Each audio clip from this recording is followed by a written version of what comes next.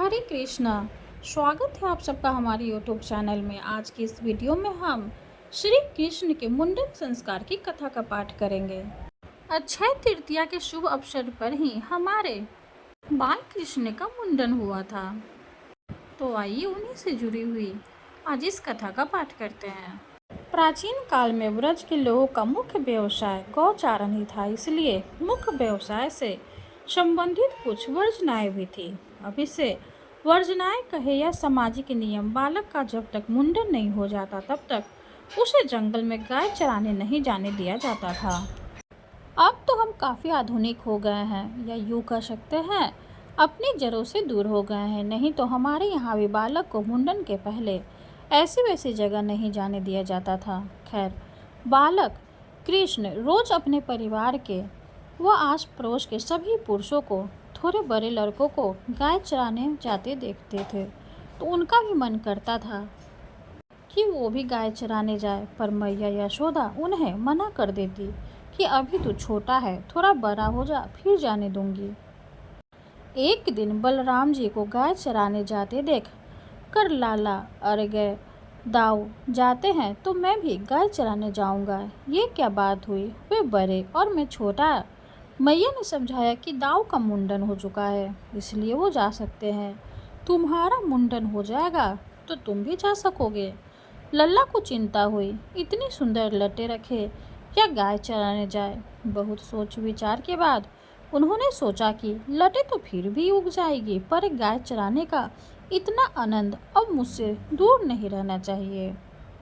वे तुरंत नंद बाबा से बोले, कल ही मेरा मुंडन करवा दो, मुझे गाय चराने जाना है। नंद बाबा हंस के बोले, ऐसे कैसे करा दे मुंडन, हमारे लल्ला के मुंडन में तो बहुत बड़ा आयोजन करेंगे, तब लल्ला के केश जाएंगे।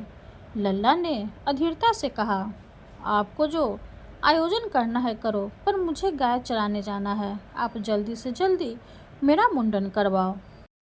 मुंडन तो करवाना ही था, अतः नंद बाबा ने गर्गाचार्य जी से लल्ला के मुंडन का शुभ मुहूर्त निकलवाने का आग्रह किया। निकट में अक्षय तृतीया का दिन शुभ था, इसलिए उस दिन मुंडन का आयोजन तय हुआ। आसपास के सभी गांवों में न्योता बांटे गए, हर्षोल्लास से कई तैयारियां की गई। आखिर आयोजन का दिन आ ही गया।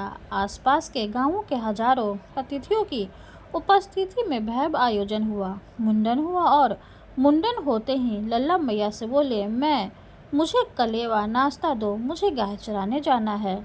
मैया थोड़ी नाराज होते हुए बोली, इतने मेहमान आए हैं घर में तुम्हें देखने, और तुम हो कि इतनी गर्मी में गाय चराने जाना है। थोड़े दिन रुको, गर्मी पड़ जाए तो मैं तुम्हें दाऊ के साथ भेज दूंगी। लल्ला भी अड़ गए, ऐसा थोड़े होता है, मैंने तो गाय चराने के लिए ही मुंडन कराया था, नहीं तो मैं इतने सुंदर लट्टों को काटने देता क्या। मैं कुछ नहीं जानता, मैं तो आज और अभी ही जाऊंगा गाय चराने। मैया ने नंद बाबा को बुलाकर कहा। लल्ला मान नहीं रहा, थोड़ी दूर तक आप इसके साथ हो आइए, इसका मन भी बहल जाएगा, क्योंकि इस गर्मी में मैं इसे दाऊ के साथ या अकेले तो भेजूंगी नहीं। नंद बाबा सबको छोड़कर निकले। लल्ला भी पूरी तैयारी के साथ छड़ी, बंसी, कलेवे की पोटली लेकर निकले। एक बच्चिया भी ले ली, जिसे हुर हुर कर घेर कर वो अपने मन में ही बहुत खुश हो रहे थे कि आखिर में बड़ा हो ही गया।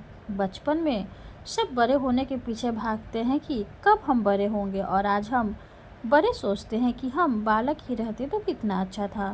खैर, गर्मी भी वैशाख माह की थी, और ब्रज में तो वैसे भी गर्मी प्रचंड होती है। थोड़ी ही देर में बालक श्री कृष्ण गर्मी से बेहाल हो गए, पर अपनी जिद के आगे हार कैसे मानते।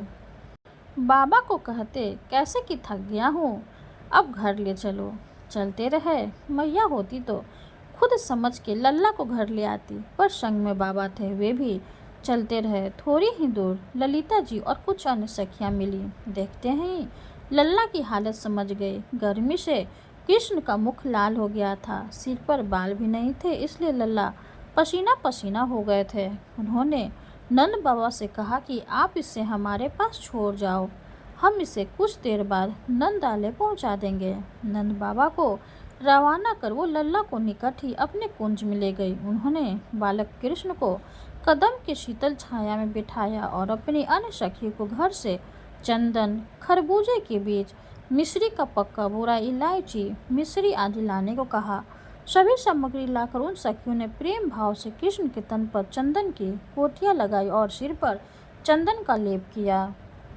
कुछ सखियों ने पास में ही बूरे और खरबूजे के बीज के लड्डू बना दिए और इलायची को पीसकर मिश्री के रस में मिलाकर शीतल शरबत तैयार कर दिया और बालक कृष्ण को प्रेम पूर्वक दिया। साथ ही ललिता जी लल्ला को पंखा झेलने लगी। यह सब अरोक कर लल्ला को नींद आने लगी तो ललिता जी ने उन्हें वहीं सोने को कहा और स्वयं उन्हें पंखा झेलती रही। कुछ देर आराम करने के बाद लल्ला उठे और ललिता जी उन्हें नंद लाले छोड़ आए। आज भी अक्षय तृतीया के दिन प्रभु को ललिता जी के भाव से बीज के लड्डू और इलायची का शीतल शरबत आरोग्य जाते हैं। वह विशेष रूप से केसर मिश्रित चंदन, जिसमें मल्लगिरी पर्वत का चंदन भी मिश्रित होता है, की गोटियां लगाई जाती है। लल्ला ने गर्मी में गाय चराने का विचार त्याग दिया था।